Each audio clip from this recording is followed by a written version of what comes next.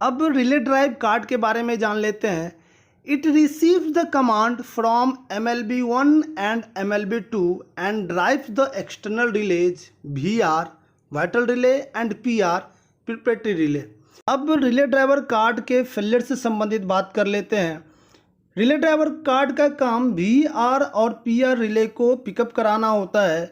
अगर VR relay और PR relay pickup नहीं हो पाती है और इस प्रकार का फेलियर कोड जनरेट होता है तो उस केस में कैसे पता करेंगे कि रिले ड्राइवर कार्ड ख़राब है, फॉल्टी है। VR और PR रिले को पिकअप होने के लिए एट लीस्ट 20 वोल्ट की आवश्यकता होती है, तो relay driver card 24 volt produce करती है VR और PR को पिकअप करने के लिए। अगर यह वोल्टेज आप मेजर करना चाहते हैं तो इसको मेजर करने के लिए VR और PR के R1 और R2 पिन पे आप इसका वोल्टेज चेक कर सकते हैं डायरेक्टली। अगर यह वोल्टेज 20 वोल्ट से कम आ रहा है तो रिले ड्राइवर कार्ड की समस्या होगी, और अगर यह 20 वोल्ट से ज़्यादा मिल रहा है तो रिले ड्राइवर कार्ड सही होंगे। रिले की समस्या हो सकती है या फिर किसी अन्य प्रकार की समस्या हो सकती है। तो क्लियर मोड में हमेशा जब रिले पिकअप होगी, VR रिले पिकअप होगी, तो उस समय 20 वोल्ट से ज़्यादा वोल्ट मिलेंगे R1 R2 पे।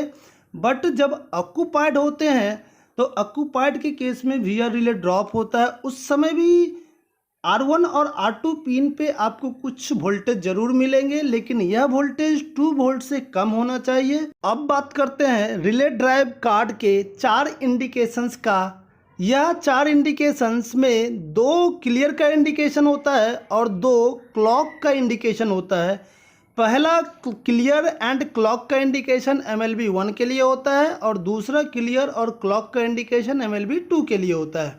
जब सेक्शन क्लियर होता है और VR रिले पिकअप होती है तो इस केस में क्लियर का ग्रीन इंडिकेशन ग्लो करता है और स्टडी रहता है, और जब सेक्शन ऑक्यूपाइड होता है या फिर फेलियर की अवस्था में होता है तो क्लियर का इंडिकेशन बुझ जाता है या ऑफ हो जाता है।